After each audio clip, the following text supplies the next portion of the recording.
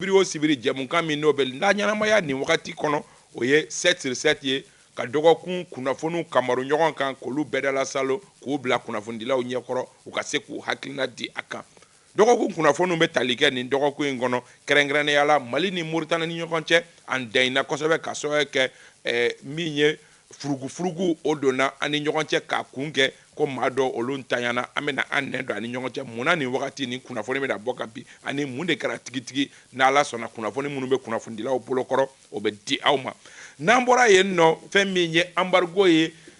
kalo in tile 9 an ye kalo 2 sɔrɔ embargo kɔnɔna la a kalo 2 kɔnɔ an bɛna a kimɛ k'a jateminɛ embargo in a ko bɛ cogo di nin ko in bɛna se ka to nin cogoya la tantɔ wa mun kan ka kɛ walasa an ka bɔ a kɔrɔ kunnafonidilaw bɛ n'u hakilila di o kan. Dɔgɔkun o dɔgɔkun i bɛ taa sɔrɔ koba dɔ bɛ kɛ tuma dɔ la min bɛ kɛ mɔgɔw ɲɛkɔrɔ bɛɛ da bɛ don minnu na nanzaraw b'a fɔ ma ko bezi nin dɔgɔkun in kɔnɔ bezi kɛra Ɲakɔrɔ di yɛ Samake n'ale PACP o président d'honneur ye ale ko ale mana kɛ jamanakuntigi ye ko maliden fɛn o fɛn si mana san 18 sɔrɔ ko miliyɔn 1 bɛ d'i ma san o san mɔgɔ caman ye fɛn caman fɔ a la nka kunnafonidilaw bɛ n'u hakili la di a kan n'o y'a sɔrɔ ko in a bɛ k'a fɔ cogo min a bɛ se ka kɛ wa walima yɛlɛko kuma don wa an bɛ n'an nɛn don u ni ɲɔgɔn cɛ ka se ka nin babu ninnu bɔrɔtɔ an ni ɲɔgɔn cɛ kunnafonidila maa 4 bɛ yan ka fara ne yɛrɛ kan Sori Ibrahim Diallo ka bɔ groupe renouveau la Sori i ni ɲankuma kaba an b'i fo foli diyara n ye n bɛ co-débatteur fo a diyar'u bɛɛ ye maa bɛ lamɛnni na sanga in kɔnɔ minnu bɛ k'an filɛ Mali kɔnɔ Mali ko kan k'u bɛɛ lajɛlen fo a diyar'u bɛɛ ye Ala ka hinɛ tabaw la Amin Ala ka hinɛ silamɛsu bɛɛ lajɛlen na amina yarabi Ala ka jamana basigi Amin Ala ka an bɔ ni janfa in na amina yarabi Ala k'an bɛɛ sababa ma Ala k'an kafolen to jamana ko don an bɛ yan ayiwa Mali Konate ka bɔ Hɔrɔn TV la Mali Gini ni ɲankuma an b'a kaba an bɛ aw yɛrɛ fo ka Sori fo k'an tɔɲɔgɔn bɛɛ lajɛlen fo ka renouveau baarakɛla bɛɛ lajɛlen fo ka dugawu kɛ toujours ka se an ka cɛdenw ma minnu bɛ k'a fɔ u b'a nakana su ani tile i bɛ taa sɔrɔ an sigilen don an ka dagayɔrɔ la an dalen don an ka dagayɔrɔ la mais i bɛ taa sɔrɔ olu de b'u ɲɛna ka se ka jamana lakana ka se ka anw kɔlɔsi Ala de bɛ bɛɛ kɔlɔsi nka olu fana bɛɛ kelen k'u jɔ u jɔyɔrɔ la donc an b'a dugawu dɔn k'u ye Ala k'u lakana k'u kisi ka bɔ juguw ma minnu fatura fana ka dugawu k'u ye Ala ka hinɛ u la minnu bɛ k'a fɔ ko joginna an bɛ dugawu kɛ fana Ala ka lafiya bɔ dadiw bɛɛ lajɛlen ka Mali basigi amina yarabi an bɛ an ta fara i ta kan ka dugawu dɔn kɛ an ka foliw ye Albaja Diko ka bɔ Kalum Info la Albaja i ni ɲankuma Isa kaba i ni sɔgɔma anba renouveau lamɛnnibaga n'a filɛlibagaw bɛɛ lajɛlen ni sɔgɔma anba yarabi baro in sigira hɛrɛ la Ala ka wuli hɛrɛ la amina yarabi jamana ko don Ala k'an bɛn kelen ma amina yarabi Ala ka tile yɛrɛ ami Mahamadou Kane ka bɔ Radio Clé la Alhaji Mahamadou i ni ɲankuma Sami fo min tɔɲɔgɔn bɛɛ lajɛlen fo i ye foli la n bɛ Bintu ni Mokhtar Kone fo ka lajɛbaga lamɛnbaga bɛɛ lajɛlen fo a diyar'u bɛɛ lajɛlen ayiwa Mahamadou Kane y'a fɔ Mokhtar Kone ale bolo bɛ nɛgɛ karafe la réalisation na bi min ye Bintu Napo ye ale bɛ son na radio fan fɛ Dramane Kone ale bɛ régie d'antenne na an y'a fɔ k'a fɔ n'an ka babu kun fɔlɔ o bɛna tali kɛ kosɛbɛ bɛnbaliya min ni o furugufurugu hali n'o y'a sɔrɔ mɔgɔ tɛ se k'a fɔ ko bɛnbaliya jugu don fɔlɔ furugufurugu Mali ni Moritani ni ɲɔgɔn cɛ ka sɔrɔ kɛ Moritanikaw olu ye communiqué dɔ bɔ k'a jira k'a fɔ ko olu ka maa dɔn tanyana dɔgɔkun in kɔnɔ Sori Ibrahim Diallo d'abord mun dɔnnen don kunnafoni kan kunnafoni jumɛn bɛ e bolo ko in kan yanni an ka don a dogodogo ɲɛw la d'accord kaba k'i ka ɲininkali jaabi i ko furukufuruku Mali ani Moritani cɛ i b'a dɔn Mali entouré don ni jamana 7 de ye i b'a kalama furukufuruku tile kelen ma deli ka don Mali ni a dafɛ jamana si cɛ ni dɔ ta kɔfɛ depuis lawale fo bi i mana kɛlɛ ye wagati o wagati mɔgɔ dɔ de ba kɔfɛ sinon Mali ye jamana ye a n'a dafɛ jamana bɛɛ don analyse kɔnɔ mais kunnafoni ye kunnafoni min bɛna ale kunnafoni kan an y'a mɛn nin kunɲɔgɔn in kɔnɔ k'a fɔ Moritani ni Mali furukufuruku b'u ni ɲɔgɔn cɛ ka sababu kɛ nin y'a siɲɛ 3 ye Moritaniyɛnw bin bɛ ku kan fasoden dɔw kan minnu ye Moritaniyɛnw ye ka dankari kɛ u ni la kibaruya fɔlɔ a fɔra ko dɔw bɔtɔ sugu la maa 7 ɲɔgɔn na ko dankari kɛra olu la ko olu tɛ maa wɛrɛ nɔ ye ni an ka lakana tigilamɔgɔw tɛ kunnafoni kɔnɔna la toujours filanan an y'a mɛn k'a fɔ ko bɛkan gɛnnan 2 ko olu fana olu fagara ko mugu cira olu la ko maa tɛ ko ni binajan tɛ donc an ka sɔrɔ siw min yɛrɛ juguyara n'a bɛɛ ye o kɛra kɔsa in na n'o y'a siɲɛ sabanan ye o ye mɔgɔ 10 ka taa se mɔgɔ 15 ma ko mugu cira olu fɛnɛ la minnu ye Mauritaniens ye Mali ani Mauritanie danfara la dancɛ la o kɛra sababu ye Mauritanie marabagaw u ye dusumagasi sɛbɛ ci an ka jamana marabagaw ma ka tila an ka ambassadeur min bɛ yen k'a rappeler k'a ɲininka mais nin bɛɛ bɛ ka kɛ an ka jamana kɔnɔdenw na aw ka jamana fɛ aw tɛ ka kuma mun bi donc min b'a bolo a bɔra ka ɲɛfɔli kɛ ka tila ka an ka jamana marabaga n'o ye ministère des affaires étrangères ye ka kunnafoni da o tulo kan o ye kunnafoni da premier ministre kan fo ka remonter Assimi fɛ nin tɛmɛnen kɔfɛ Assimi fɛnɛ a ye délégation belebele bila ka taa jumadon fɛn min ye ministre des affaires étrangères Abdoulaye Diop ka taa se ministre de l'administration territoriale et de la décentralisation porte-parole du gouvernement colonel Abdoulaye Maïga ka taa se chef d'état-major général des armées colonel Oumar Diarra a y'o olu bila ka taa kuma ni Mauritanie marabagaw ye kaba i ko furukufuruku don mais an ka maaw taara ka jaabili min kɛ puisque u taara kuma min kan bɛnkan min kan fɔlɔ o tɛ an bolo mais an kɔni an ye min ci ka taa cika minnu taara ka taa an y'a mɛn k'a fɔ accusation de don bisigi don mais Mauritanie ni u dalen b'a la k'a fɔ ko maa minnu fagalen don nin n'u u dalila b'u bolo u k'a ɲɛ an ma parce que mɔgɔ dɔ de bɛ ka nin ko bɛɛ lajɛlen ayiwa an bɛna don o kɔnɔ Maliki kunnafoni wɛrɛw b'e bolo ka fara a kan bon Kaba comme Sori y'a fɔ cogo min na n tɛna don Sori ka daminɛ ni laban na k'a fɔ toujours on rejette la faute à quelqu'un d'autre tant que ni enquête ma ban an tɛ se k'a fɔ ko karisa nɔ don comme bi bi na an bɛ k'a fɔ Mali fɛnɛ la Mauritaniens fɛnɛ y'o fili olu ye bolo ɲɛsin mɔgɔ dɔw ma olu ye ɲɛsin Mali ma toujours i bɛ taa sɔrɔ victime b'a fɔ ko karisa de don mais i bɛ taa sɔrɔ enquête de b'a yira k'a fɔ karisa tɛ ka karisa ka yira k'a fɔ karisa ye innocent ye k'a fɔ k'a nɔ t'a la donc o de kosɔn an ka marabolo ɲɛmaaw y'a yira k'a fɔ k'u ka commission dɔ sigi commission d'enquête min sigi Mauritanie ka mɔgɔw bɛ k'a la anw fɛnɛ ka mɔgɔw bɛ k'a la ka se ka ko ɲɛɲini k'a dɔn nka n bɛ mun fara Sori ta kan o de ye k'a fɔ i bɛ taa sɔrɔ o siɲɛ fɔlɔ kɛra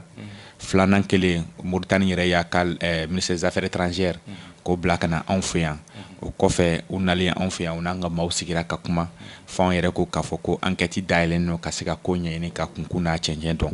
nka a ko in kɛlen l'autre jour o kɛlen k'an ka ambassadeur yɛrɛ convoqué o convoqueli sen fɛ u y'a yira k'a fɔ ko u bɛ k'an ka jamana ɲɛmaaw wele k'u tɛ ka réponse di u ye mun fɔ en même temps u y'an ka jamana ɲɛmɔgɔw surtout k'an ka sɔrɔsiw accusé k'u ye crime de kɛ parce que u y'a bila entre guillemets k'a fɔ ko an ka maaw ye crime kɛ donc c'est une accusation très grave donc fɛn mun don a man ka bila tan kan ka ɲɛɲini k'a dɔn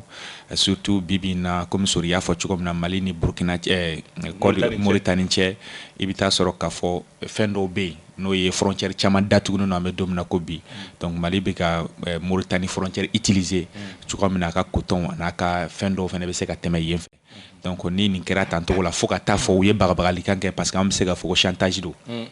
parce que u ka kuma na k'a fɔ ko n'a sera niveau dɔ la ko n'an ka maaw ma réagi olu fana b'u ka frontière datugu c'est comme chantage don en quelque sorte donc n'a y'a sɔrɔ an ka maaw ye délégation bila ka taga jusqu'à ce que service de renseignement ɲɛma fana taara ka taga i b'a sɔrɔ k'a fɔ ko den tɛ parce que ni service de renseignement wulila yɔrɔ o yɔrɔ parce que service de renseignement rattaché le président na c'est la sécurité d'État c'est-à-dire a bɛ jamana yɛrɛ ka lakana a b'o de fɔ donc n'o impliqué len don ko o ko la i bɛ taa sɔrɔ o tɛ ko den ye donc je crois que délégation in bɛ segin ce soir n'o seginna waati min na ni kibaruya ye mun ye je crois que o tɔn bɛ sɔn ka da maliyɛnw tulo kan mais an bɛ yɔrɔ min na komi sisan Mauritanie kɔni ye jalakili kɛ nka ɲɛmɔgɔw ko k'a fɔ jalakili in fana binkali don nka ko enquête ka dayɛlɛn ka cogo min na ka se ka kunkun n'a ɲɛɲɛ dɔn ka bɔ ɲɔgɔn na. Albaja Mauritaniens y'u ka coupable sɔrɔ ka ban. Mauritaniens y'u ka coupable sɔrɔ. Bon, moi je pense qu'en diplomatie c'est trop facile d'accuser l'agence sans avoir les preuves nécessaires parce que n'i y'a fɔra ko enquête ka dayɛlɛ Mauritaniens ka don o équipe kɔnɔna la Maliens ka don a kɔnɔ ça veut dire que preuve jɔnjɔn t'u bolo k'a fɔ k'anw de don an n'u ka ɲɛmɔgɔw fana ko k'anw tɛ n'i ye Mali yɛrɛ jateminɛ wagati in na lakanabaliya ɲɔɲalen don kosɛbɛ Maliens bɛ ka sa yɔrɔ a tɛ diya Mali autorités ye Maliens yɛrɛ ka faga olu bɛ sala jɔnniw fɛ bɛɛ b'o dɔn donc mɔgɔw ninnu mun fɔra mun kɛra kɔsan na mɔgɔ 15 minnu ko kɔsannin na ko banbagatiya wale taara ka ɲɛsin olu ma Maliens don wa maliyɛnw tɛ wa a laɲini ye jumɛn ye an kila kuma kɔnɔna la an bɛna don bɛɛ de kɔnɔ mais n'a ma ɲɛ ko maliyɛnw yɛrɛ bɛ ka faga cogo dɔ la Mali kɔnɔ ni o turu tɛ ka da sɔrɔdasiw kun kɛbaga wɛrɛw b'olu la bon ninnu Mauritaniens fana sigilen bɛ anw ka yɔrɔ de la c'est vrai c'est à la frontière Mali Mauritanie mais u bɛ Mali dugukolo de kan donc a bɛ bɔ f'u ka lakana bɛ Mali de bolo donc ni a fɔra ko a bɛnbagaci wale taara se f'olu fana ma ne hakili a bɛ lajɛ ji ɲɛma jɔlen de la mais o ka fisa dɔrɔn ne bolo kun k'a fɔ k'u ka mɔgɔw sara Mali dugukolo kan ne kun b'o faamuya n'u k'a fɔ ko Mali sɔrɔdasiw de ye fagali kɛ voilà mais k'a fɔ ko Mali sɔrɔdasiw de ye fagali kɛ bon o yɔrɔ la moi je pense que fili b'a la ayiwa Mamadou Kane e b'a analyser cogo di nin ye nin ɲɔgɔnna siɲɛ 3 de ye a fana ni a bɛ digi hali n'an yɛrɛ ka jamanadenw don an fana b'a fɔ ka ɲinini kɛ mais ninnu y'u ka coupable sɔrɔli min kɛ o fana nin kɛra fili ye dɛ. Ouais, bon, moi je crois que il y a beaucoup d'amalgame en fait. Amalgame est mouillé. Est-ce que concrètement, est-ce que confusion n'est qu'à est-ce que Mauritaniens voilà. Bon, après, il est terroriste comment faut. C'est pas parce qu'il y a nationalité doit être terroriste quoi. C'est pas parce que tu as visage terrorisme. Voilà. Est-ce que confusion que est-ce qu'amalgame que là. Oui, il y a frana est mouillé. Quel intérêt les femmes ont d'abattre des Mauritaniens en ce moment précis. On est quand même c'est-à-dire que on a intérêt de mener la Mauritanie français ça. En mumbe gelea konna la embargo banka. Anjigi be Mauritanie. Anjigi kera jamana munu Mauritanie ba fait. Quel intérêt nous avons aujourd'hui de nous attaquer au peuple mauritanien? Ça c'est vraiment une très grande question. On a avancé parce que toi il faut enquête d'Aïlendo. On va attendre les conclusions de l'enquête. Mais ce qui est sûr, ni komi albadia fotuka amna kanga la jinyama jolina parce que en me contexte qu'on a là il faut qu'on soit très très vigilant ni wakati là on attaque Tchara et il y a pas que les Mauritaniens association d'Orebi lui ou là ku joko ou ka fara exaction kuma fora quand en film tigla ka oui en modo fara et donc ku bête terrorisé do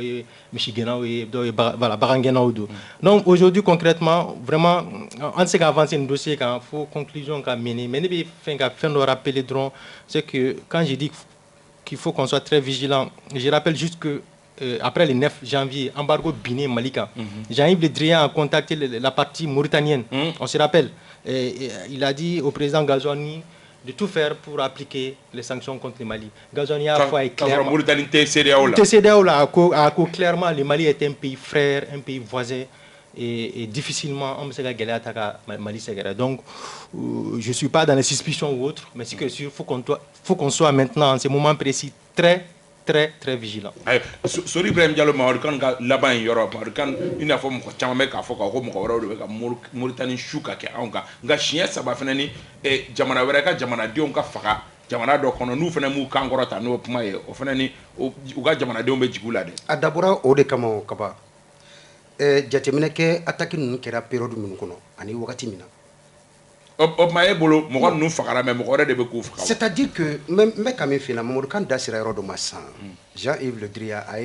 voulu ka jominke pour que Mauritanie kasse ka sanction ta Malika même bien n'étant pas vraiment dans la CEDEAO beba do mindu kaba c'est-à-dire ni ko jelen do ko minono kene c'est-à-dire mais est-ce qu'il y a un vrai temps photo rejeté non mais ce problème on n'est pas en faute. Toutes ces tueries, ces massacres-là,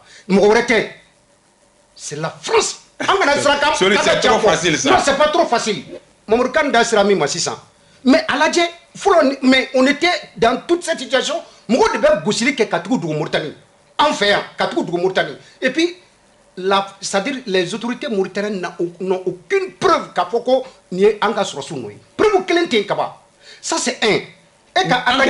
Déterminer non, mais ils n'ont pas entendu le mois de l'enquête. Les résultats de l'enquête, ils ont accusé nos forces de sécurité. C'est trop dit, Kaba. Et enquête, commission, Kaba, cette situation est très claire, Francis, les cas politiques, comme Malini, Mauritanie, parce que, malgré l'embargo illégitime, illégal, injuste, le Mali arrive à vivre toujours. Donc il faudrait que vous cassez qu'à faire que Ambek Kabonanga Koru et Katolu Fere Et maintenant, la population arrive à respirer. On arrive à tenir pendant tout ce temps. Où il a mérité wakati mina. Donc, Francis Beck a fait beke ka Mali ni Mauritanie kodo yongona. Foka baka ke mogo flaide. Commission ka sigi télé kono. Amba donc déjà. Tiens-moi nous foka musomo foka Francis du. Il fallait accusation. Non, c'est vrai. C'est vrai que c'est vrai, c'est la France. C'est vrai que mogo chama beka et quoi injate mne Mamarkani a fort. Quel intérêt nous avons aujourd'hui, sachant très bien que lien Mounoumani Mauritanie Nyonche, intérêt du même Mali armée bolo, comme Mouro Fara Mauritanie ka fera gansante. Est-ce que quoi c'est pas trop facile que Bolognaji femme est-ce que Mouro nous fait un gelendo et hakila. Bon, intérêt compté.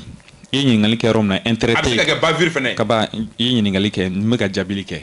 donc intérêt compté ka foko Malika sorosu ka wuli Mauritanie kama o intérêt te ambe domina ko bi parce que Malika intérêt do be Mauritanie no frontière ko no port ko Mali ga mu utiliser. Mais là où je ne suis pas d'accord au de tout le temps pointer du doigt quelqu'un d'autre. Nous-mêmes on yɛrɛ kan ka wuli ka jɔ jumɛn kɛ cogoya min na maa wɛrɛ kana na o kɔnɔsiw kɛ an ni jamana wɛrɛ ɲɔgɔn cɛ la. On a dit kan y'a fɔ ka kuma na ko le président a dit que non, le Mali est un pays frère, et si le même pays accepte encore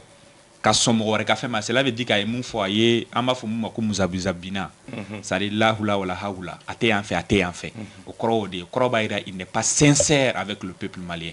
Donc, à Mounfo, Jean-Yves Le Drian, Kafoko, Mali, pays ami et frère, cela veut dire qu'il n'est pas sincère. Sinon, s'il est sincère, même ni Francis ou Laka ou Lika Djawareko Kofe, il n'allait jamais s'attaquer au Mali. Donc, cela veut dire tout simplement, ni a ou Lakujo, ou Lakujo, comme Bibi n'a n'était qu'à fond, Mauritanie Mounfo, ou Etien, ou Mali Fene Mounfo, ou Etien, enquête de bas déterminé Kaira Kafo, John Jorbala, John Jalaki de Kaira, ko Karsado, no dona domina, o dona ma somi sukoka, ou son bi, sorite se Kafo ko Karsaye, accusation ke, et fene katla ka accusation ngotun ka maure Jalaki Kasro, prévouté et fene. Cela veut dire tout simplement,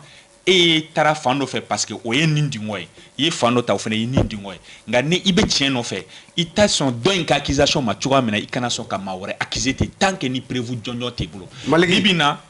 Mali problème donné de ça tout ce que nous avons comme problème au Mali c'est la France. Nous on n'a pas peur de le dire. Personne n'a peur de le dire. Soriante France, mais ne connaît pas France. Bon, ne pas France ou al conseil n'entend France. Un bon niveau là bas. Non, parce qu'en faisant le débat sur la personne, il va tient. Maintenant, ne fait qu'à mon fort. Aujourd'hui, Francis de un problème bay. Ce qu'on dit d'après Sori, donc d'après le donc il y a un problème bay, mais on aurait manqué on a des dirigeants un jamana nyema de takusi kankuna. Donc pourquoi on be jamana nyema ni aso Francis de un problème bay, Francis de ben bela jele na chama on be jamana nyema go suwanti kunjumena am ta kala fila kunjumena ame mauta kusi kankuna kunjumena barakelen jumena. Si réellement en bas de Francis de un problème, Francis de un solution, pourquoi? Donc pour moi, on a un débat qu'on a aujourd'hui, ni situation be niveau mna. Tant que ni ou ya fotu Mali ototo ya fotu mna parce que communiquer au deira, faire no fama ou te jusqu'à preuve du contraire. Ça dit faut que ta fo wati mna preuve jonjo na kaira kanga sur sudo. Tant que no maïra anga sur soute, anga nyemo de fo. En même temps commission fait bla en place, enquête ka approfondie parce que pour on faire romi anga jamana kono, il faut qu'on fait ka fo. Enquête ou be daile ka daile, enquête chité yambe domina ko bi. Comme c'est quand soni sika kanga fo ko enquête im datukuna. Ou des problèmes parce que problème romna, ibita sur ambe enquête daile, ibita sur organisation wora au début ka enquête ke ko anti bouclé ka rapport bo, mais jusqu'à présent anga enquête de mais les kaba, boulke sikérien. Comment dirais-je Europe français bombardé que dugumna bunti créant a frako français do fembe kera rapport mo de rapport ke ka ira ka déterminer ministre rapport ke Amnesty International ça dit be ka rapport ke kabla mais on ira ka rapport be mi bulk ogasagu kera on ga rapport maye faut si ça et mondoro ke fin burke sikera an ga rapport maye kidali kera an ga rapport maye gawo kera an ga rapport maye yelemani kera an ga rapport maye bamako kera an ga rapport maye kaba to ka rapport be bo fol be ara pour que tugudi surtout nous on ya fo ko on jamana be ni afo sharia jamana mi ni asoro ka fo autorité be en place mais pourquoi on ka rapport outeyé c'est vrai que pourquoi enquête tout est bouclé ogo sagul nuni fengo pourquoi enquête tout est bouclé procureur Samake en son temps a été go fla maintenant kaba problème na chaque fois nous on attend le rapport des autres ka soro ko rapport critiqué mais na manye be rapport de critiquer bi na ndodi folo et bien on accuse aussi la presse en disant que la presse be kunjumena ka to ka rapport publié mais c'est ce que la presse a presse bo o de ba boulot donc me fait ka mu fodron ni koina ne tena ni jalaki ntena Mauritanie jalaki ntena Mali jalaki tant que ni enquête ma bouclé ka irana John est fautif John est nko ke tant que no makai je ne peux pas me Albaja anga enquête de makono wala sa ka fait on fait fawa non amangante ka enquête makono isaka ba jamana ko e fendo ya ka green ko jugu aka green amunu yoro kacha c'est-à-dire ce que moi je veux que les Maliens comprennent ni nyantiri ni nyanga mogoy en matière de gestion d'état oti bebi ka intérêt de jatemne anga bo sentiment nunu kono anga Mali ka intérêt de jatemne maintenant mogo munu sara enquête make foi make mais ni ko kanga analyse ka ka munu fagara olu yɛrɛ join folo Mauritanie on certes oui ka nationalité identité mais jonu ndo folo sɔrɔdasiw dun fana bɛ baara de la o bɛɛ b'a dɔn ko banbagaciya wale ɲalen no Mali fan bɛɛ fɛ surtout ka taa ni sigana mɔgɔw do a bɛ se ka kɛ mais enquête de bɛ n'a yira n'u y'u minɛ k'u to banbagaciya wale de la o bɛ fɔ o fana ye sira wɛrɛ do en ce moment Mauritanie fana tɛ ni yɛrɛ ɲininka maintenant jɔn fana y'u faga o fana kuma bɛ yen est ce que sɔrɔdasiw do o fana ye ɲininkali dɔ ye mun kan ka kɛ ce qui est sûr u bɛ Mali dugukolo de kan n'a ma ɲɛ ko maliyɛnw yɛrɛ bɛ ka sa yan an tɛ se ka dɔ wɛrɛ kɛ o de ye ka alerte lancer pour que sɔrɔdasiw ka taa mɔgɔw bɔ bolo la on suppose que n'olu bɛɛ bɛ kulun kelen de kɔnɔna la maintenant ne kɔni b'a dɔn fɛɛrɛ mun b'a la Mali ni Mauritanie ani dafɛdugu tant que n'u m'u bolo di ɲɔgɔn ma kɔnɔnajɛya la ka essayer ka yɔrɔ in lakana a kuma bɛ caya kojugu maintenant c'est trop facile de dire karisa de do ne hakili an bɛ bɔ la an bɛ solution de ɲini quand Sori dit que c'est la France ni plateau kelen k'a la dernière fois moi j'ai dit à Sori n ko u ye ambassadeur gɛn cogoya mun na o t'a kɛcogo ye et puis aw bɛ k'a fɔ ko sɔrɔdasiw bɛ taa hali n'u bɛ taa bi tɛ o tɛ taa dugutigi denmɔgɔ o ni sigi tɛ bɛn quoi maintenant ni i ye France gɛn cogo dɔ la il faut accepter tout ce qui viendra après c'est pourquoi il fallait se préparer en conséquence jamana la n'i bɛ ka jamana baara kɛ n'i bɛ fɛn dɔ bolo da c'est-à-dire kan k'i to bi la ka sini ye ka sini ɲɛsigi c'est pourquoi on dit un leader n'est pas comme n'importe qui mɔgɔ min b'i sigi bi a ka bi ko a bɛ k'o jateminɛ e tilala kunun na mun bɛ kɛ 100 ans e b'o dɔn e kan k'o bɛɛ de labɛn ka bila mais ni aw ye France gɛn k'u ka sɔrɔdasiw ka taa an bɛ s'an yɛrɛ kɔrɔ aw y'u ka ambassadeur gɛn bi aw bɛna fɔ ko France de nɔ don aw ye France gɛn wagati min na est ce que aw miirila ko ni France taara k'u bɛ se k'aw ni Mauritanie bila ɲɔgɔn na ou bien ka mɔgɔ faga aw ka dugukolo kan ka tila k'o turu da aw kun voilà des questions qu'on doit se poser. Mamadou Kane, c'est vrai que le sujet est sensible mais bi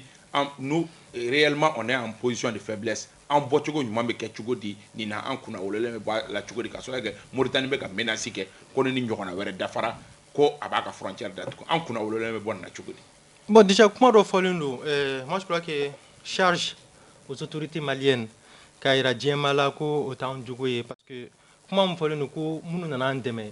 ko mɔgɔw don ko u ka brutalité fanga ka bon u bɛ exaction caman kɛ bon n tɛ fɛ ka tɔgɔ citer quoi mais bɛɛ b'a dɔn les Russes voilà donc kuma ye nin yɔrɔ de ye non les Russes donc kuma ye nin yɔrɔ de ye c'est à dire que il faut qu'on soit très vigilant pourquoi parce que Alba y'a fɔ an ko France ka taa an n'a sɔrɔ ko k'olu tɛ taa an ye délai mun fɔ olu bɛ taa u sago la 4-6 mois c'est pas un problème maintenant an de b'a yira diɲɛma la u taara an bɛ se k'an ka sécurité assurer u k'u jija an ka finitigilakaw exaction ko kuma mun bɛ ka fɔ n t'a fɔ tiɲɛ do nkalon do mais n'a sɔrɔ ni tiɲɛ de do k'u jija u k'u taabolo yɛlɛma o cogoya la confusion bɛ se ka kɛ amalgame bɛ se ka kɛ mais ce qui est sûr les enquêtes vont livrer les conclusions dans les jours à venir dans les semaines mois à venir an b'o makɔnɔ mais ce qui est sûr an k'a dɔn an kelen tɛ tuguni c'est à dire que mɔgɔ min nana k'a b'i dɛmɛ san 9 o dɛsɛra a ma a yira diɲɛma la k'ale dɛsɛra k'o ka taa mais i b'i sigi n'o kɔlɔlɔ fana ye o n tɛ accusation la dɛ n bɛ ka réalité de di mɔgɔw ma non n tɛ siran kuma accusation non sori on dit les choses très clairement accusation tɛ yen nɔ mais ni Barkhane nana k'a b'an dɛmɛ pendant 9 ans u dɛsɛra n'olu ko k'u bɛ taa an fana tɛ se k'an sigi ten k'an tɛgɛ croiser dɛ non an b'an sigi ni ko bɛɛ de tout est possible à partir de cet instant là tout Issa Kaba. Donc ale ka walimɔgɔw faga k'a turu d'an kun. mais Alba ye kuma dɔ fɔ c'est extrêmement important. Comment les États fonctionnent? Les États fonctionnent selon leurs intérêts. Ah mais intérêt comment la couille? Ante fait un relais non. Beba ni ne bibina parce que aujourd'hui Barkhane c'est le Sahel. Mali qui a la tache noire, tampon noir ou quoi bilana. Donc ni Mali qui a réussi, c'est comme le coup d'état de Assimi Goïta. Assimi coup d'état qui a un coup d'état Guinée, mais on dit du moins un coup d'état qui pour Henri Sandaogo Damiba un coup d'état qui ou t'es qu'à Kobe pour que coup d'état ouais kanake. Donc le fait que Mali a une autorité ou là où Jokaïra nous dessera ou t'as nous irait c'est vrai, mais a tout accéléré. Mais enfin on a un sigi de cas donc à faux ni ouati kelengelina. Comme nous tarata, aman jodi ça. Aman jodi. Donc faut qu'on anime ça Diagoya. Non mais non t'as réussi là. Mais le truc c'est simple. T'entends comment qu'on fait. Ni Mali qui a réussi là. Le Mali qui a noué un partenariat avec les Russes. Ko au réussira ko akalmi nana ko mo fara bana. Ça va inspirer les Burkinabés. Issa. Ça va inspirer les Nigériens. Non. Monter en puissance pour me sénat. Ni au blalé ngalamala tanto. Kaso que attaque ou fenen tukura nyokongo anga jamana fa. Monter en puissance. Avant c'était une expression creuse. C'est-à-dire que comment gagner do faut kunta kono. Fanga là-bas mtemena. Tout le temps est monté en puissance. Mais cette fois-ci, concrètement, il est monté en puissance. Monté en puissance, mais derrière, attaquer nous met d'outils donnés. Oui, mais nous pouvons le faire quoi? C'est-à-dire que enquête de Béké, n'est pas fin sur le Kaira, c'est pas des terroristes. Ces derniers temps, information Chaman Bina, c'est pas des terroristes, c'est des civils. Lui, il a Chamandon et Michigan ou Donundo. Donc, Nico sera au niveau, mais il va monter en puissance. Quand monter en puissance, c'est-à-dire que même l'armée russe, même l'armée américaine, à un moment donné, Jalaki vita ka segero. On y aussi tout là. Mais fait un moufie dron, un joan joro là. Vous avez tintina no yambulu parce que mon kuram n'allait comme na andeme. Kasa do suma do bo on fait. En tout cas, comment do foruma. On ne va dire ko euro démenti. On ne va dire anga fin la cause surtout ni enquête il y a faut ka ti datugu. Ni nga datugu une bonne fois pour toutes. Parce que je suis sûr qu'il y a parce qu'il y a la partie mauritanienne et puis à rapport quand les États sortent les rapports aussi, crédibilité du même là. Moi je crois que les rapports indépendants sont plus crédibles. Donc ne pas crédit dit MINUSMA par rapport ou d'autres organismes Amnesty indépendants, même si il a dit aussi, je le rejoins, les États n'accordent pas d'intérêt ou en tout cas n'accordent pas de crédit à ces conclusions-là. Au Mali droit, Sénégal, à chaque fois, une organisation internationale lui enquête ou et Sénégal, ben classement ou Burkina, Jamana Beru dans le Kanjo. Donc il faut qu'on s'assume à partir de maintenant. Ni exaction comment bekake akadabla, ni bavrigo comment rebe ou kadabla, anga jo là. Enquête ni nga mené kata ni nga sefa dana anga do mu mesena. Mais Mali Mauritanie anga teke nyong maïsa une conclusion anga frontière ou sécurité nyong fait. Anga action coordonnée. On est ñogon avec bon mananga to kamna ñogon fallait ni ñogon gessé isa anga ko bebe ñogon bulu donc anga jija anga ñogon mene mo ci ka intérêt na aywa ambita ñefe anga débat kono sori ibrahim et minute clé mais précision me dit maligi neti c'est ne kanté et ma quoi ningo ko ndeta français c'est pas toi angu yo boucler ka on va faire ka maligi hadila ay angu yo boucler ka bon maintenant en kana douter commission mi bena sigi ka foka bena barake douter clinton kaba. Notre service de renseignement, la sécurité d'État au Mali aujourd'hui, communication paix, Anyambe ou Nyambe Mali Fanta Nani Bela Djelena, toutes les frontières du Mali, au Sika Boim Peu. Maintenant, Mounou Fagaleno, il était à Tchénike qui va être dessous la Kafo qui bebo. Il était à Tchénike qui va inou meleke qui ngolo meleke qui sorry, version plafond là. Non, attends, Mbeka Minfo. D'abord, commission ni doutité. Rapport fin fait maintenant, Bounti il a parlé. Le rapport de Bounti, il a parlé de Ogosagou. Accord mais Mali français, accord de coopération militaire. Au accord qu'on y est mon Connu français, pas de fin comme Mali débat à fin. Alors, on a gré quand il est fou frawa. Ah mais on a déjà maintenant au accord temblé kaba. Au accord temblé. 1600 Mali de bien en kelembe ka anjo en ka jamana tigiala so le niye la kuma famu Mali nye tugun tien kan bunti fakali la parce que pana o donda ko kaba mofo non Mali mi nyatu kwa kane de toute façon accord ko kuma de mais au résultat maintenant commission bena sigi n'a bɛ ka baara kɛ service de renseignement et sécurité d'état a bɛ mali fan tan naani bɛɛ lajɛlen na bi u bɛna résultat min di nin ko ale ye kibaruya sɔrɔ ko a caman ye civil ne kibaruya sɔrɔ kan an tori tigɛ du kaba mɔgɔw bɛ tiɲɛni kɛ terroristes bɛ tiɲɛni kɛ ka na don sugu kɔnɔ ka bɔ service de renseignement bɛ mun de la u b'a kalama min bɛ ka kɛ u b'a kalama donc baara in ma kɛ kunfɛ ne t'a fɔ ko mali sɔrɔsiw nɔ don n t'a fɔ ko Russie nɔ don Faransi cɛ tɛ muso tɛ Faransi de bɛ ka nin bɛɛ kɛ ka ban je le dis et je le ne fana bɛ segin o kan c'est trop facile c'est la France qui le dit ayiwa an bɛ taa ɲɛfɛ an ka débat kɔnɔ an y'a ye k'a fɔ kalo ye tile 9 o bɛ embargo o bɛ mali kɛ embargo kɔnɔ kalo 2 ɲɔgɔnna ye kalo 2 embargo kɔfɛ Mamadu Kane e bɛ a analyser cogo di embargo a fɔra cogo min a kɔlɔlɔ bonyana an kan o cogoya la ten tɔ wala la montagne a accouché d'une souris. Non, Issa, me fait un fait fort. D'abord, avant qu'il y ait un embargo, nous sommes un pays résilient. Je suis pas résilient en Liban résilient dans ce sens, Gela Obina. Mais en bas, Ame Gela Okun. Ne madala ni fenga jugu ka din sayabo. Madala ni fenga jugu ka fruke sayabo. Ne madala ni fenga jugu ka dugu kuturu chi. Ka baron faka ku jeni. Ne madala ni fenga jugu ka teme kar jolin ka tasuma wula la ka moni fun faka ko. Donc Isa, Mali on saline au Gabon. On saline du Gabon. Ces sanctions qui sont injustes, mais c'est caca, qui n'existent nulle part dans aucun texte. Dans aucun texte des organisations sous-régionales, IEMOA, CEDEAO, nous y avons bien quand. Ami kololo do kono, anti se gagner tout quoi. Gela do be, on est tous d'accord avec ça. Mais Mali on va supporter. Autorité fananku jo joro là. Parce que ni Gela nana nchuga là, ami ferre ina mi bois kono chuga amna. Mais chiffre d'amadon dit ça, il y a un collège d'économistes qui ont travaillé juste sanction binin ko fait. Ka jatemne ke bibi na perturbe se ka kemu. Mali krefe duguma. Issa, ou à conclusion yaira, la Côte d'Ivoire qui est un pays voisin. Côte d'Ivoire, importation là. Disons le Sénégal, dis-moi, madame le Sénégalais. Sénégal, importation là. 1300 milliards par jour. 1300 de pertes. Ça, ce sont les conclusions d'une étude menée par un collège de 4 économistes, le CURES. C'est-à-dire, évaluation au nudo. Oui, j'ai Sénégal, c'est comme perdu par jour. La Côte d'Ivoire est à 600 millions par jour.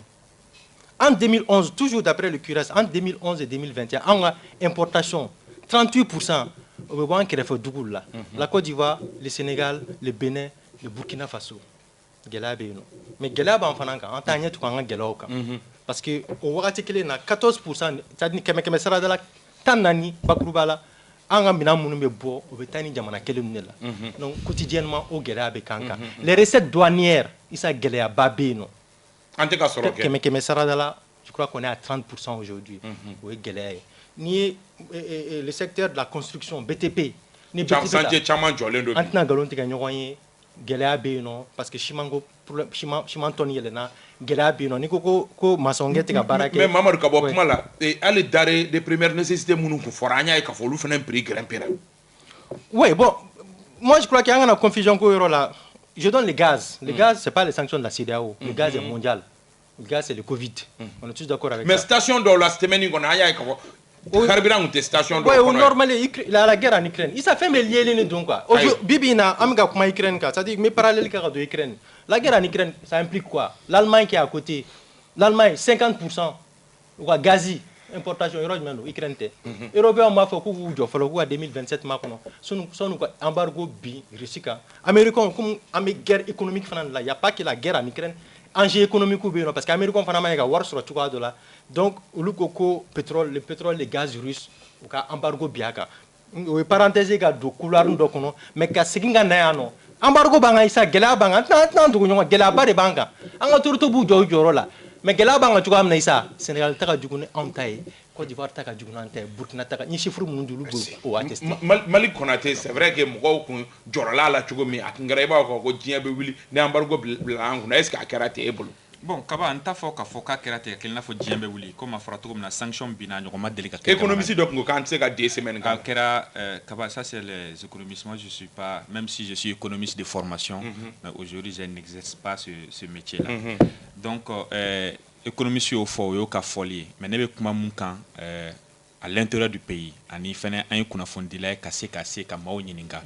Pourquoi les déports? Parce que ni a ka fo bibi na kuma be o port ko flying no Côte d'Ivoire port ni Mali Sénégal port.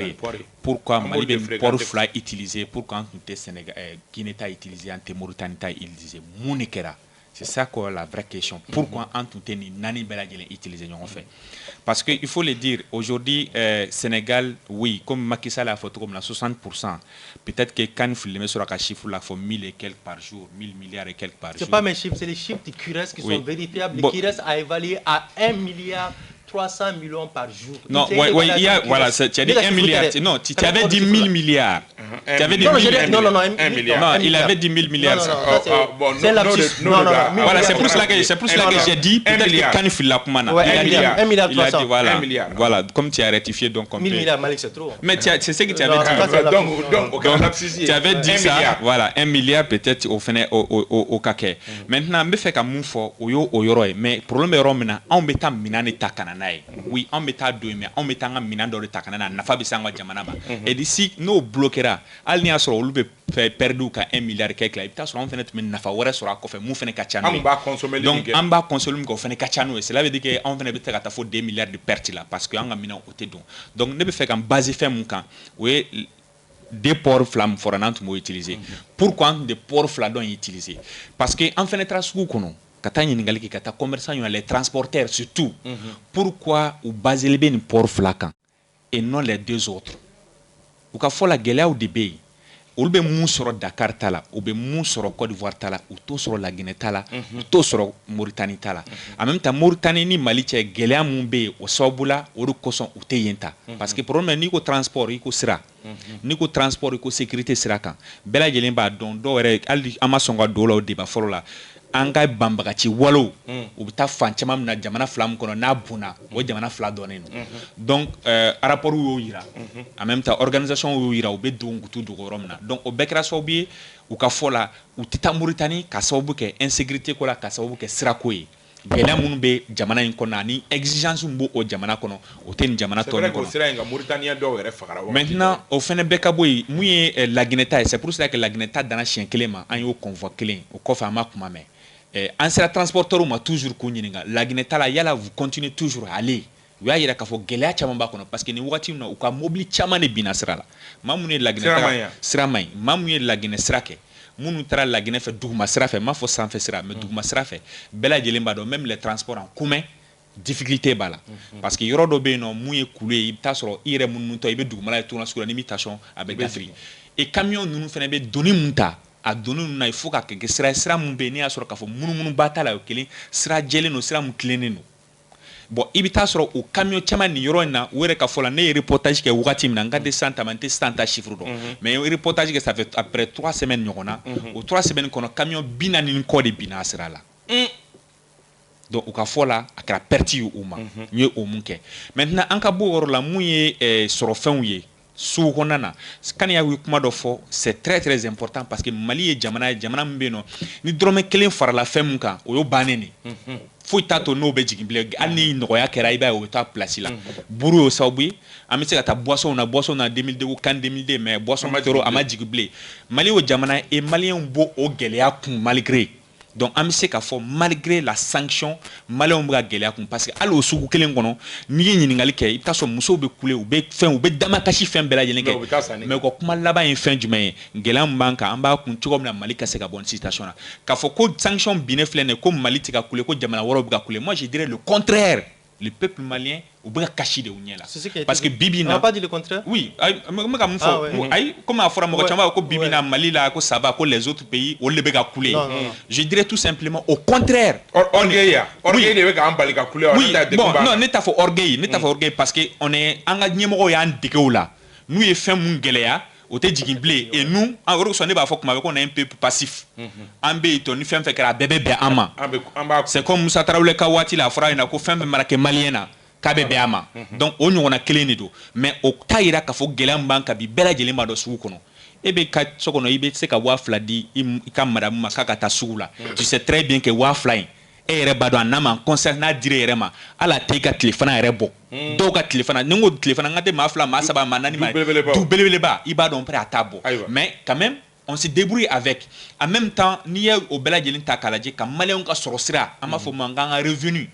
maliyɛn ta 100 sara la mɔgɔ joli de bɛ yen o ka revenu ko bɛ an bɛ se k'a fɔ k'a évaluer ka taa 20,000 par mois i bɛ taa sɔrɔ a ka dɔgɔn o ye sɔrɔ sira ta fanfɛla ye donc maintenant fɛn minnu bɛ yen sisan o de ye autorité ko y a un plan de riposte mais jusqu'à présent on n'arrive pas à voir ce plan de riposte au plan de riposte tɛ ka ye jamana kɔnɔdenw fɛ o plan de riposte ye jumɛn de ye pour que ka jamana kɔnɔdenw accompagner parce que a fɔra les denrées de première nécessité o t'a la o fɔra k'o t'a la bien précisé mais pourquoi o bɛ ka yɛlɛ diɲɛ don o don hali ni y'a sɔrɔ ko k'a fɔ k'u ye barɛniw sigi ka se ka tarifu dɔw kɛ mun b'a yira k'a fɔ ko o kana sigi mais i bɛ taa sɔrɔ diɲɛ don o don o bɛ ka yɛlɛ i yɛrɛ bɛ taa dɔw fɛ yen nɔ ko a dɔw yɛrɛ bɛ yen kaba il faut que je précise ça reportage senfɛ i bɛ taa magasin dɔw la i b'u ɲininka u b'a fɔ anw tun bɛ nin feere kɔrɔlen misaliya la sukaro anw tun bɛ sukaro feere kɔrɔlen nin da la jamana ɲɛmɔgɔ y'a yira k'an ka feere nin da la donc anw y'an sen bɔ sukaro feere la donc o ye commerçant dɔw ta ye olu yɛrɛ u tɛ se k'a feere sɔngɔ min na olu ko k'u y'u sen bɔ a la donc o bɛɛ ye gɛlɛya ye mun ye ka se jamana kɔnɔdenw maintenant je pense qu'aujourd'hui, le gouvernement doit tout faire pour vraiment. Albadja a fait comme on ni be révolution, qu'il y ait révolution préparée. Ça se prépare. La gouvernance c'est pas mais aujourd'hui là. Mais la gouvernance c'est de prévoir. Donc, si tu as belle idée, c'est comme Albadja, Mouachamambolo, c'est vrai que Gela mais Mali on veut qu'on mounio à quand. Est-ce qu'il y a une mission à continuer ni tu vas l'attendre? Est-ce qu'il y a un ça va c'est pourquoi il faut avoir peur du Malien. Malien me munu kuma la fa bɛ k'i ɲɛna ko jitɔ don mais n'u wulila don min na dɔrɔn u b'a bɛɛ tiɲɛ kuma bɛɛ ban c'est ça le danger effectivement mɔgɔw bɛ ka nin mun fɔ ko embargo kɛra an filɛ nin kalo 2 la mun kɛra c'est pas ça a ma fɔ ko ni embargo kɛra k'an bɛ sa o a fɔra de ko gɛlɛya bɛ kan kan effectivement an dun b'a gɛlɛya kɔnɔ ça c'est indéniable bɛɛ da bɛnna kan n'u ye kumaw fɔ quoi donc ne tɛna temps perdu maintenant ne bɛ taga ni yɔrɔ min dɔrɔn pour montrer que gɛlɛya b'an kan les agences de transport olu bɛ cogo di bi u bɛ ka balo cogo di compagnie de transport olu bɛ ka balo cogo di bi c'est une question qu'on doit se poser minnu bɛ mobiliw ta ka na mobiliw feere ni port embargo binna ka sɔrɔ ka mobili bɛ port la il faut se mettre à la place de ces gens misaliya la n tɛna mɔgɔ tɔgɔ ta mais n bɛ Isa Kaba yɛrɛ tɔgɔ ta embargo datugura don min na i ka mobili nana ka bɔ extérieur la u nana n'a ye Dakar a ma se ka don a bɛ parking mun na ɲɛ bɛ wari de sara chaque jour a jate minɛ kalo 2 a bɛ taga joli la o ka ca nin n'a ɲɔgɔnna kɔlɔlɔ joli de bɛ yen c'est vrai que opérateur économique dɔw y'o fɔ ɲɛna k'u ka minɛnw bloqué bɛ yen en plus de i tɛ k'i ka minɛn sɔrɔ i bɛ tila ka wari dɔ sara minɛn kunkɔrɔ i bɛ wari sara a kunkɔrɔ dala dumuni gansan bɛɛ b'a dɔn bi a bɛ cogoya min na mɔgɔ fɛn fɛn b'a fɔ ko embargo in tɛ ka santé an kan a caman bɛ yen nɔ i b'a sɔrɔ n'an ka dumuni kɛ o de don sinon fɛn fɛn mun b'i tigɛ bila i kun o tigi b'a dɔn tigitigi mun bɛ jamana in kɔnɔ an ka tiɲɛ fɔ mɔgɔw ɲɛna bani mais an ka bɔ nin bɛɛ la a kɛra ka ban a kɛra solution de kan ka na mais cogo di an bɛ se ka kalo 2 kɛ nin degun kunna cogo di o bɛ se ka kɛ kalo 2 an bɛ nin degun kɔnɔ et jusqu'à présent bɔda ma yira an na an bɛna tila ka réflexion kɛ bɔda kan Sori Ibrahim Diallo embargo kalo 2 bon Mamadou Kane ye kuma ban fɔlɔ pewu i ni Mamadou Kane bɛ ɲɔgɔn fɛ bi dɛ non aujourd'hui a ye kuma ban gɛlɛya tɛ tɛmɛ bunadamaden ni ka bɔrɔntɔ gɛlɛya tɛ tɛmɛ o kan quoi kaba mais an bɛ étape wɛrɛ de la dans notre vie dans la vie de la nation dans la vie de la nation an tɛmɛna olu kan mais ka taa dugukunturu ci o tɛ vie de la nation ye kaba o y'o ye ka kan ci o fɔra o don mais kaba i fɛnɛ sa Mamadou Kane ye kuma ban gɛlɛya tɛ tɛmɛ o kan an y'o ye pendant des années aujourd'hui Dieu merci n'eût été récemment l'attaque de Mondoro kaba an kun fɔmana nin ma dɛ c'est pour vous dire tout simplement que sanction nin dɛ an b'a kɔnɔ bɛɛ lajɛlen b'a dɔn pas plus tard que hier tout près n tun bɛ ka téléjournal suivre j'ai pleuré à chaudes larmes kaba mɔgɔw de bɔra Sénégaliw sen na kilomètre 1000 ni kɔ ka na Mali jukɔrɔma dun Sénégalais musow b'a la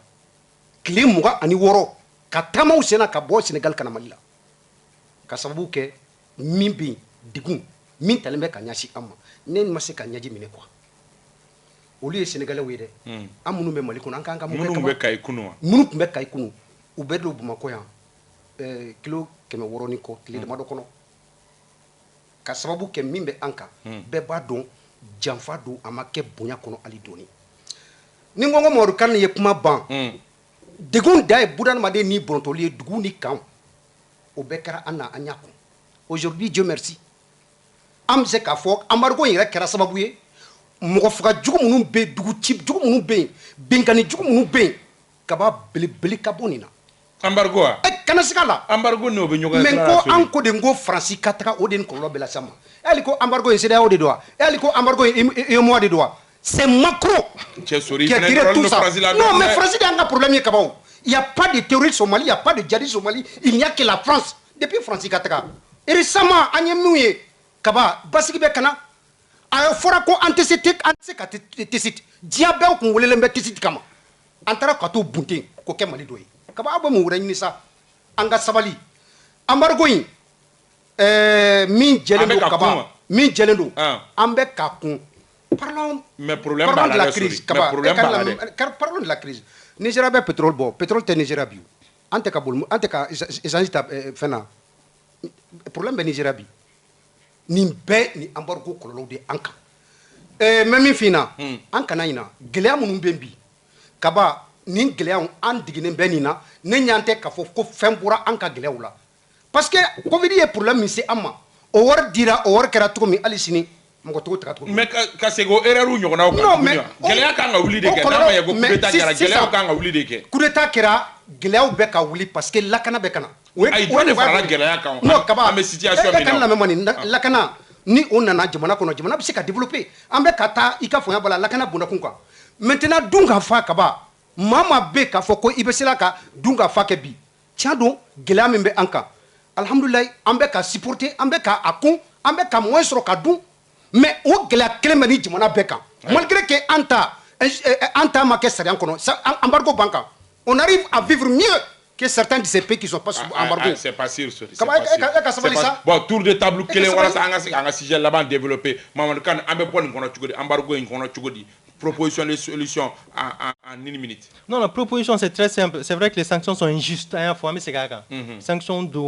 à te franchir. Mais Ani, c'est là où comment toujours. Je sais que Barok Gake, mais Barok a dans ce sens.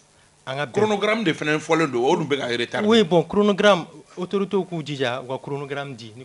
chronogramme comment de dos. Moi je crois que c'est aussi simple que ça. S'ils veulent 2 ans, ils veulent 3 ans. Ils veulent non qu'à proposer. Après, c'est d'Aouba. Là, il y a un Benakola au dos, mais c'est que sûr, le dernier mot reviendra toujours au peuple malien. Mais ce qu'on moi, si ce n'est pas imposant, il faut que cela soit clair pour tout le monde. Moi, si, on a bodron, Malik et c'est là comment faut les chantiers. Vraiment, on a baraque pour que Ani Conakry, c'est la manière dont on a Ani Nokshot, à améliorer, on a un partenariat diversifié et Ani c'est embargo là.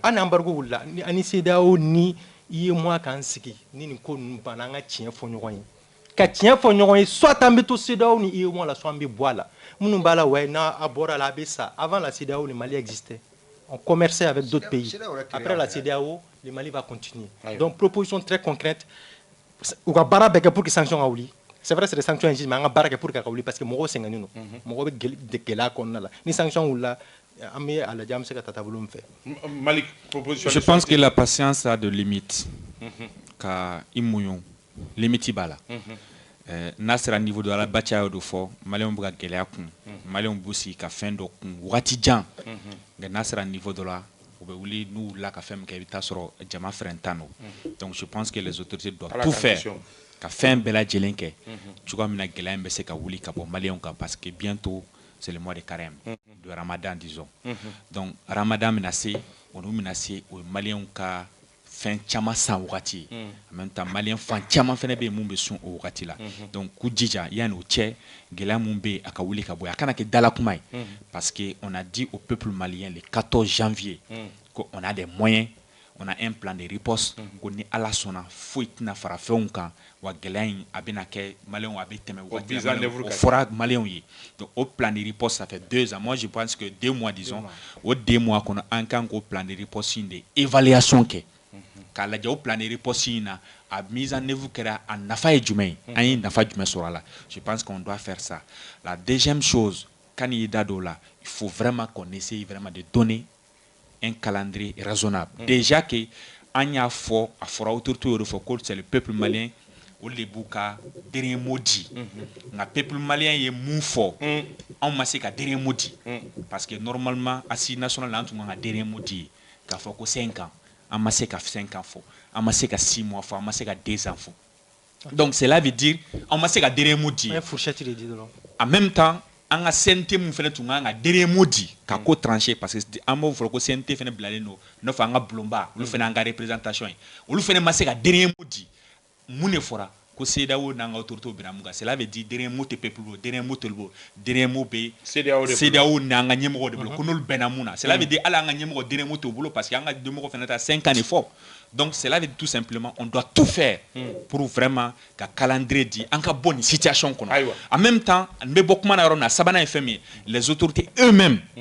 jamanakɔnɔdenw bɛ ka gɛlɛya kun olu fɛnɛ ka essayer ka dɔ b'u ka charge la k'a daminɛ président na ka jigin fo planton fɛn fɛn bɛ yen nɔ u bɛɛ lajɛlen k'a essayer ka dɔ b'u ka charge la cogoya min na jamanakɔnɔdenw fɛnɛ ka se ka fɛnw subventionner parce que i b'a fɔ commerçant k'a ka to nin place la mais aw ye mun de kɛ ka commerçant accompagner e ye fɛn dɔ fɔ sisan commerçant ka minɛnw bɛ Dakar commerçant ka minɛnw bɛ Côte d'Ivoire u bɛ ka sara hali bi embargo bɛ yen nɔ mais u bɛ ka transport parking sara dɔw filɛ nin frontière la hali kolo toujours reportage kɛra Côte d'Ivoire dɔnniw de ye 1 million ni kɔ fara ɲɔgɔn kan ka se ka di Mali transporteur ma Badja seginna kuma ko transporteur bɛ gɛlɛya kɔnɔ ka se ka d'u ma parce que balo bolo balo tun t'u bolo bilen donc état kan ka se ka fɛn bɛɛ lajɛlen kɛ olu yɛrɛ ka sara wari u yɛrɛ ka prime u yɛrɛ ka privilège ka caman bɔ a la cogoya min na ka se ka jamana accompagner ka jamanadenw accompagner hali n'a kɛra u bɛ taa minɛnw de san ka distribuer les nécessités la c'est-à-dire minnu bɛ yen k'a fɔ gɛlɛya yɛrɛ b'u kan i b'a dɔn k'a fɔ tiɲɛ yɛrɛ la u kan ka dɛmɛ ka se k'o baara kɛ cogoya min na an bɛ se ka bɔ nin gɛlɛya Albaja sorti Issa Kaba sorti tɛ dɔwɛrɛ ye o embargo in bɛɛ nana fɛn min kama quand on disait qu'on pouvait l'éviter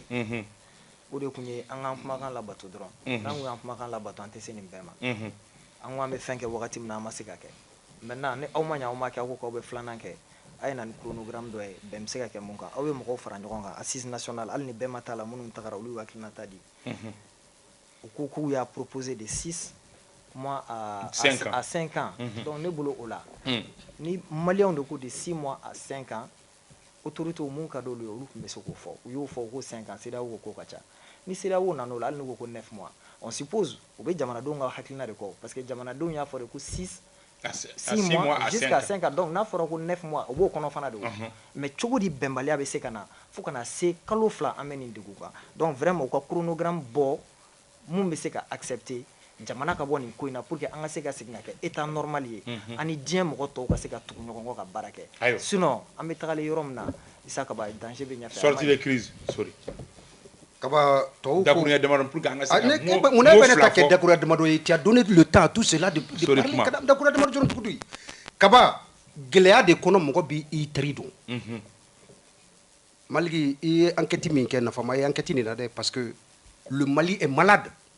ni mɔgɔ ni man kɛnɛ i taara dɔgɔtɔrɔw fɛ i ma fura sɔrɔ i bɛ taa bamanan na an y'o de kɛ o Dakar datugu n'an ɲɛ an ɲɛ Côte d'Ivoire datugu n'an ɲɛ mais an bɛ taga min an bɛ fura de ɲini an ka bana la o an y'an tɛgɛ di Laginɛ ma même ni o tun tɛ yen an y'an tɛgɛ di Mauritanie na même ni o tun tɛ yen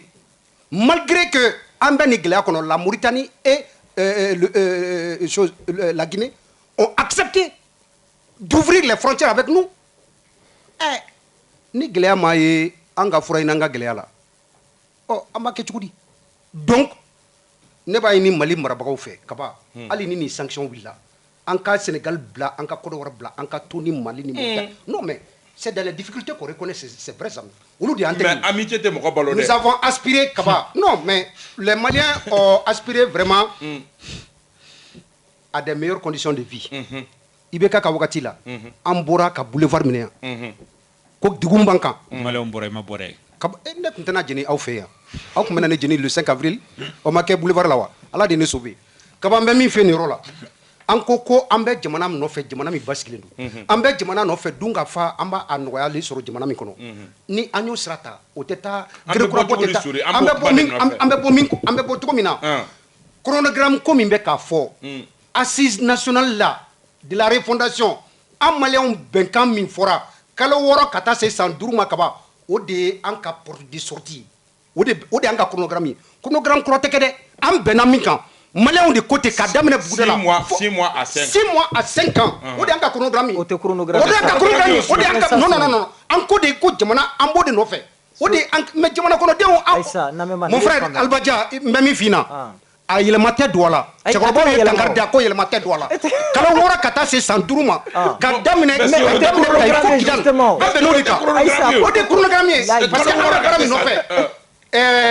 présidentsigi n'u b'o la bi bɛɛ b'a dɔn o tɛ se ka kɛ kaba kelen n'a ma se ka kalo 6 kɔnɔ ayi o tɛ se ka taa san 5 ka daminɛ kalo 6 la ka taa se san 5 ma kalo 6 kɔni kuma tɛ san 5 b'a kun cɛ an bɛ don san 4 kɔnɔ wagati min na an bɛ kalafili labɛn ka bɛn ni san 5 nan ye kaba o de y'an ka chronogramme ye o an bɛ kalafili labɛn ka refondation kɛ ka révision institutionnelle kɛ o de ye an ka chronogramme ye au fait an tɛ bɔ o kɔnɔ dɛ kelen tɛ quoi lamɛnbagaw mɔgɔ baden de bɛ ka o de y'an ka chronogramme ye non je viens souris n bɛ fɛ ka mun fɔ chronogramme ye jumɛn ye a bɛ i n'a fɔ sisan n'i ko ko n bɛ transition kɛ yɛlɛmali tɛ nasa Albadia san 2 kɔnɔ o ka jan an ka kɛ dɔrɔn an bɛna kɛ kalo 10 na maintenant kalo 10 na k'a daminɛ bi n bɛ élection législative n bɛ loi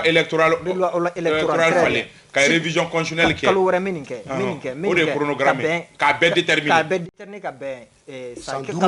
kalo 10 ma o ye chronogramme ye sur 10 mois maintenant kalo 6 n'i y'o fana ta n bɛ nin kɛ kalo 1 kalo 2 kalo 3 o chronogramme c'est important c'est ça o de chronogramme ye c'est important mais maintenant o baara in bɛ kɛ san 5 de kɔnɔ mɔgɔw ko fɛ ka pan o de kɔnɔ o de y'an ka chronogramme ye k'a daminɛ 6 mois la ka taga fo 5 ans na maintenant qu'est-ce que les autorités ont proposé ou le chronogramme kelen de kɛ o chronogramme kelen ça c'est sur 5 ans voilà pourquoi furugu wulila o a fɔra maintenant a ye chronogramme wɛrɛ kɛ qui est acceptable pourquoi ne pas faire un chronogramme sur 12 mois ou bien sur 16 mois ɲininkali bɛ o yɔrɔ de la chronogramme y'o de ye rapidement dakuruɲɛ kelen yɛsɛma kɛ o k'a bɛ 1 million di maliyɛn fɛn fɛn si mana ta san 18 na ka taa rapidement je voulais pas ka kuma nin fɛn kan parce que fɛn min don il a fait exprès pour se faire voir en même temps mais moi je l'ai pris au téléphone il dit qu'il est au sérieux Kaba pour se faire voir pour que mɔgɔw ka kuma kan parce que o de ɲɔɲɔ de an ka jamana kɔnɔ Bézia n'i ye fɛn fɔ fɛn mun na n'i y'a sɔrɔ mɔgɔw yɛrɛ b'a dɔn tiɲɛ na a tɛ kɛ pour que mɔgɔw ka se k'i lakodɔn donc raison pour laquelle ne tun tɛ fɛ ka kuma kan mais n bɛ fɛ ka mun fɔ a ye 1 million mun fɔ nin an ka budget national ye jumɛn 2000 milliards et quelques n'a cayara 2500 milliards mais ale ye mun fɔ maliyɛn mɔgɔ mɔgɔ sera san 18 ma anw fɛ yan an ka kɛ dɔrɔn mun kan ka taa voter a fɔra ko maa 1,8 million dɔɔni o 1,8 million dɔɔni n'i y'a multiplier par 1 million par an o bɛ t'i jɔ miliyari ba 8 non milliard ba kɛmɛ milliard tɛ fɔlɔ oui de don milliard de don non million tɛ sa milliard de don parce que 2000 milliards non 8000 milliards a bɛ t'i jɔ fo 8000 milliards c'est comme anw ka budget n'o y'an ka caisse yɛrɛ an ka jamana yɛrɛ nafolo o sigiyɔrɔma 4 ɲɔgɔn na donc c'est pas réaliste c'est pas réaliste Mamadou Kane est-ce que c'est réaliste non bon c'est ou bien comédie do il n'a pas Maliki bɛ k'a ouais il a été mal inspiré quoi mais n tɛ jigin a la hadamaden don mais a ko ni yurugu kɛlɛla ko ni dunkojugu kɛlɛla ko ni caisse noire bɔra yen nɔ ko a bɛ se ka kɛ ouais mais lui n'a pas besoin de donner 1 million à chaque jeune. O bɛ na ni salaya un jeune aujourd'hui au Mali, Malik soutient combien de personnes dans sa famille? Au moins 10 personnes. Mais million kelen tɛ d'a ma. Non, un emploi créé avec cet argent-là. Et puis avoir une fois, c'est irréaliste. Allez vous mobiliser Tchokodi. Je sais qu'il a beaucoup de partenaires. Et puis ma fofana parce qu'il y a école soutien manjo jamana konna là. Ça c'est vrai. A fila kuma là, vraiment il y a femme à tirer à quoi. Albadia. Oui bon moi c'est-à-dire ali n'a bɛ kɛ nin t'a a kɛ wagati o ye fɔlɔ ye. Kuma in yɛrɛ fana nin t'a fɔ wagati ye. Moi ne bolo falenba de tun bɛ yɛlɛ ka sababu kɛ a ye baara minnu kɛ i b'a fɔ n'i da don mun na a ye école caman jɔ a ye dɔgɔtɔrɔsow jɔ yɔrɔ dɔw la mais maintenant ale nana nin kuma fɔ jamana bɛ contexte mun na bi politique mɔgɔw ka yeta fɔlɔ an bɛ degun mun kɔnɔ an bɛ bɔ nin kɔnɔ cogo di n'an bɔra o degun kɔnɔ wagati min na sisan an bɛ na ni lakana ye cogo di k'a di maliyɛnw mako b'o de la mais n bɛna wari d'aw ma Isa Kaba ni dɔ ye wele bi k'a fɔ e ɲɛna Isa Kaba n ye avion kelen d'i ma ka Villa Palace kelen d'i ma Ukraine t'i sigi yen nɔ n bɛ miliyɔn 10 fara n bɛ miliyari 1 fara kan e tɛ t'i sigi Ukraine parce que sɔrɔ b'i la mais lakana tɛ yen. mais Mali ni Ukraine ma jan ɲɔgɔn na. c'est ce que je veux dire lakana n y'o de fɔ lakana i b'an bɔ nin degun kɔnɔ ka lakana sabati jamana la san 10 politique mɔgɔ bɛɛ kan ka baara k'o de kan bi mais n bɛ nin di vraiment. Sori Ibrahim Diallo an ka bɔ kuma kɔnɔ. I b'a dɔn mɔgɔw tɛ ɲankɔrɔ dɔn mɔgɔw tɛ ɲankɔrɔ dɔn. Sori b'a dɔn. Ne min b'a dɔn chez moi par exemple. Mamadou Kane ko ko dɔgɔtɔrɔso caman jɔ dɔgɔtɔrɔso dama tɛ dɛ a ye école-so jɔ a ye pont jɔ ka dɔgɔtɔrɔso jɔ 6 mois a ma se biriko fɔlɔ dɛ filadugu a ye min kɛ a b'a to ne bɛ da a kumakan na k'a bɛ se ka miliyɔn kelen di a ma ban sa ne ma tila quoi i bɛ jɔ n ka kuma cɛn ka dɔɔni a ka baara kɛlen kan n'i ye Welesebugu ta o dugu ka dɔgɔ a ye kaba donc o tigilamɔgɔ d'abord avant que a kana yan fɔlɔ a tun bɛ États-Unis il a beaucoup de ses partenaires là occidentaux qui peuvent l'aider à le faire et puis a ko mais est-ce que miliyɔn kelen dili yɛrɛ c'est inspiré non mais ka wari ta ka di mɔgɔw ma a bɛ se ka kɛ o parce que problème bɛ yɔrɔ min na ayi ka wari ta ka di mɔgɔw ma a yɛrɛ ɲinɛnen bɛ vérificateur ka rapport minnu dalen ko yan combien de dizaines de milliards ayi ala wari ka kɛ Mali kun yɛrɛ ni wari ɲɔgɔnna bɛ États-Unis kun mais est-ce que États-Unis b'o ta k'a di mɔgɔw ma à travers ses partenaires à travers ses propres relations je ne doute pas un seul instant parce que a ye min kɛ déjà a bɛ ka min kɛ c'est largement suffisant pour faire ça ayiwa Sori Ibrahima Diallo an bɛ i fo ka hakililajigɛ k'a fɔ Bintu Napo ale bolo bɛ nɛgɛ kɛrɛfɛ la radio fan